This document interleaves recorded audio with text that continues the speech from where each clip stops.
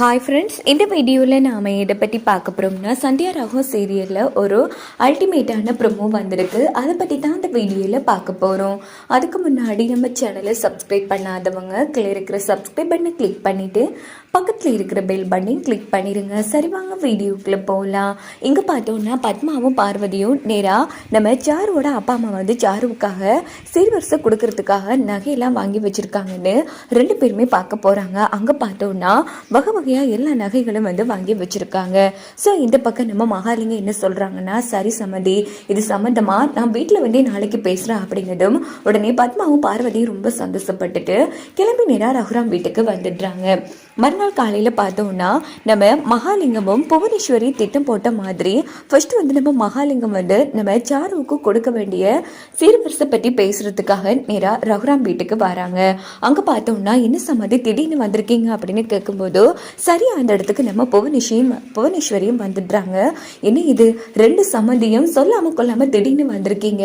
ஆமா இல்ல, எதிர்ச்சியா தான் வந்தோங்கிற மாதிரி புவனேஸ்வரியும் மகாலிங்கமும் அந்த இடத்துல நடிக்கிறாங்க. சரி சரி வாங்க வந்து உட்காருங்க அப்படின்னு சொல்லும்போது நம்ம மகாலிங்கம் வந்து எப்படியும் முறையா எங்க பொண்ணுக்கும் நாங்க கொடுக்க வேண்டியது கொடுத்து தனி சம்மதி ஆகணும், அதான் அந்த சீர்வரிசை சம்மந்தமா பேசிட்டு போகலான்னு வந்திருக்கா அப்படின்னதும் உடனே நம்ம ரகுராம் வந்து எதுக்கு சம்மதி அதெல்லாம் அப்படின்னு கேட்குறாங்க. அப்போ நம்ம மகாலிங்கம், நீங்கள் வேணானாலும் நாங்கள் எங்கள் கௌரவத்துக்காக எங்கள் பொண்ணுக்கு செய்ய வேண்டியதை செஞ்சு தான் ஆகணும். அதுவும் எங்களுக்குன்னு இருக்கிறது ஒரே ஒரு பொண்ணு, எல்லா சொத்தும் நகை எல்லாமே அவளுக்கு தானே, அதான் சம்மதி. புதுசாக என் பொண்ணுக்காக நிறைய நகையெல்லாம் வாங்கி வச்சிருக்கா அப்படின்னு அவங்க என்னென்ன சீர்வரிசை கொடுக்க போகிறாங்களோ ஒவ்வொன்றா வந்து வாய் வலிக்க சொல்லிட்டு இருக்காங்க மகாலிங்கம். இதுக்கிட்ட ரகுராம் இங்கால பார்வதி எல்லாம் வந்து செம்ம ஹாப்பியாகிறாங்க. இந்த பக்கம் பார்த்தோம்னா நம்ம புவனேஸ்வரி கிட்ட வேணும்னே கேட்குறாங்க நம்ம மகாலிங்கம். ஆமா சமந்தி, நீங்கள் நம்ம தானாவுக்கு என்ன சீர்வரிசை கொடுக்க போறீங்க அப்படின்னு கேட்டதும் மாயா வந்து செம்ம டென்ஷன் ஆகுறாங்க அந்த இடத்துல.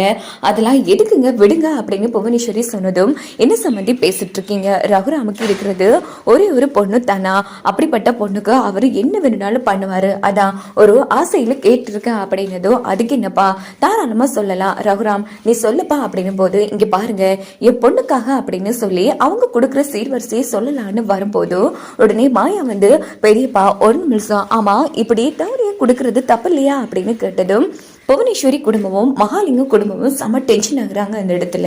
இங்க பாரு மாயா, நீ சின்ன பொண்ணு, எதுக்கு தேவையில்லாம பெரியவங்க பேசும்போதோ இடையில பேசுறேன். இங்க பாருங்க, சின்ன பொண்ணு பெரிய பொண்ணுங்கிற விஷயம் கிடையாது, நாம பேசுறது சரியா பிள்ளையாங்கிறது தான் முக்கியம். பெரியப்பா, என் மனசுல பட்டதை சொல்றேன். இங்க பாருங்க பெரியப்பா, சீர்வரிசை கொடுக்கறதுங்கிறது மிகப்பெரிய தப்பான விஷயம்.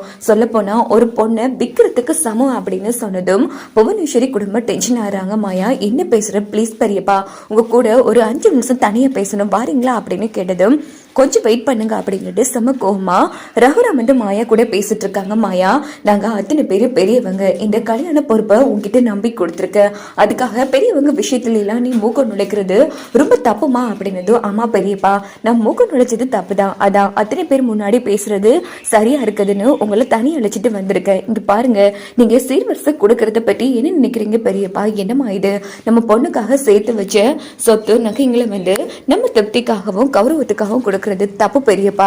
சொல்ல போனா நம்ம பொண்ணு வந்து விற்கிறதுக்கு சமம் அப்படிங்கிறதும் ரகுராம் வந்து அதிர்ச்சி ஆறாங்க.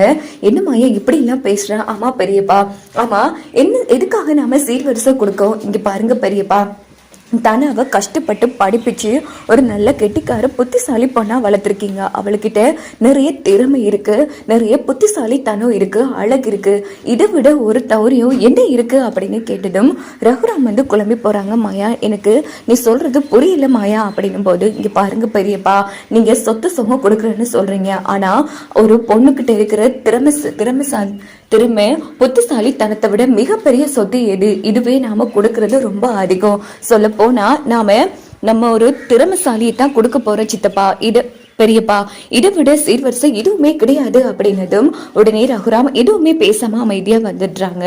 அப்படின்னு பார்த்து நம்ம மகாலிங்கம், சரி சம்மந்தி, ஆமா என்ன இது மாயா புரியாம பேசிட்டு இருக்கா, நீங்க சொல்லுங்க சம்மந்தி, என்னென்ன சீர்வரிசை கொடுக்க போறீங்க அப்படின்னு கேட்டதும் உடனே நம்ம தானா வந்து நிறைய நிறைய டைம் வந்து பேட்மிண்டன்லாம் விளையாடி சர்டிஃபிகேட்ஸ் கப்பன்னு நிறைய விஷயங்கள் எடுத்து வச்சிருப்பாங்க. ஸோ அது எல்லாத்தையுமே வெளியில் எடுத்துட்டு வந்து இதுதான் நான் என் பொண்ணுக்கு கொடுக்க போகிற சீர்வரிசை அப்படிங்கிறதும் ஆகா பெரிய விஷயமா இருக்கு போல இருக்கே, இடப்பட்ட நகை எல்லாத்தையும் அள்ளிட்டு வந்திருக்காரு ரகுராம்ங்கிற மாதிரி தான் புவனேஸ்வரி செம்ம ஹாப்பியாக வாயை பொழந்துட்டு இருக்காங்க. உடனே மூடி இருந்த சீலையை வந்து ஓப்பன் பண்ணுறாங்க. ரகுராம் பார்த்தா நம்ம தனா வந்து சின்ன வயசுலேருந்து ப்ளே பண்ணி வாங்கி எடுத்த கப் சர்டிஃபிகேட்ஸ் எல்லாமே இருக்கு. இது பார்த்து எல்லாரும் அதிர்ச்சி ஆகிறாங்க. ரகுராம், என்ன ரகுராம் இது எனக்கு புரியல, இங்க பாருங்க எங்க பொண்ணுக்கு நாங்க கொடுக்க போற சீர்வரிசை இதுதான். என் பொண்ணு திறமசாலி புத்திசாலி, அவ எடுத்த கப் சர்டிபிகேட்ஸ் தான் இதெல்லாம், இதை விட ஒரு சீர்வரிசை என்ன இருக்கு அப்படின்னு கேட்டதும் புவனேஸ்வரி மகாலிங்கமும் ஆடி போயிடுறாங்க. ஒரு வார்த்தை கூட நம்ம புவனேஸ்வரியால பேசவே முடியல. ரகுராம், என்னப்பா இதெல்லாம்? ஆமா ஆமா, உண்மையிலே சொல்ல போனா என் புத்தியில உரைக்கிற மாதிரி மாயா எனக்கு புரிய வச்சுட்டாமா. இது எல்லா நன்றியும் நம்ம மாயாவுக்கு தான் போகும். சொல்ல போனா இதை தௌரியம் வாங்குறது தப்பு, கொடுக்கறது தப்பு. இது எப்போ ஒழியுதோ அப்போதான் ரெண்டு வீட்லயும் வந்து பொண்ணுங்க சந்தோஷமா இருப்பாங்க. இங்க பாருங்க எங்க பொண்ணு ஒரு திறமைசாலி, இதை விட சீர்வரிசை எதுவுமே கிடையாது.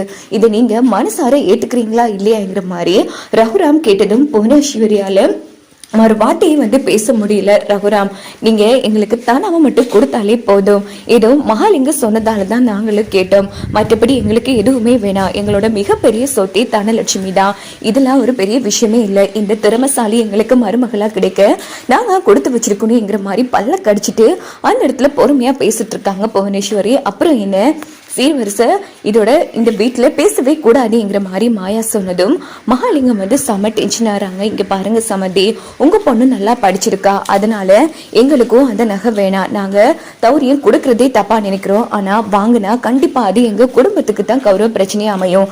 அதனால நீங்கள் ஒரு நகை கூட போட வேணாம் சாருவுக்கு, நாங்களே சாருவுக்கு போட்டுக்கிறோம், சீனும் சம்பாதிப்பான் அவனும் போடுவான் அப்படின்னதும் உடனே மகாலிங்கம், இங்கே பாருங்க சமந்தி, உங்கள் பெரிய மனசு நீங்கள் இப்படி பேசிட்டு இருக்கீங்க, ஆனால் என் பொண்ணுக்கு செய்ய வேண்டியதை செஞ்சாதான் சமூகத்துல எனக்கு ஒரு நல்ல பெயர் கிடைக்கும்.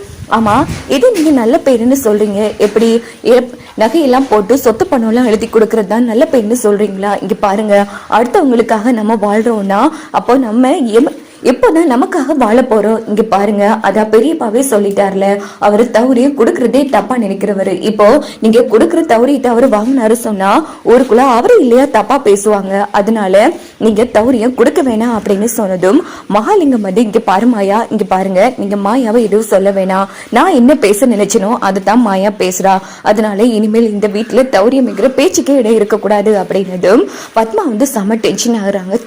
இந்த மாயா எவ்வளவு இதெல்லாம் கிடைக்க வந்துச்சு, அது இல்லாம பண்ணிட்டாலே. ஆமா, இவ இருக்கும் வரைக்கும் நம்ம கல்யாணம் ஃபர்ஸ்ட் ஒழுங்கா நடக்குமாங்கிறதே எனக்கு சந்தேகமா தான் இருக்குக்கா அப்படின்னு பார்வதி ஒரு பக்கம் பத்மாவை ஏற்றி விட்டுட்டு இருக்காங்க. அதுக்கப்புறமா நம்ம ரகுராம் வந்து அந்த நம்ம தனா வந்து எடுத்த கப் மெடல் எல்லாத்தையுமே வந்து சீர்வரிசையா நம்ம புவனேஸ்வரி கிட்ட சொல்லி இந்தாங்க இதை வாங்கிக்கோங்க அப்படின்னு சொல்லி கொடுக்குறாங்க. இதை பார்த்து நம்ம மகாலிங்கம் வந்து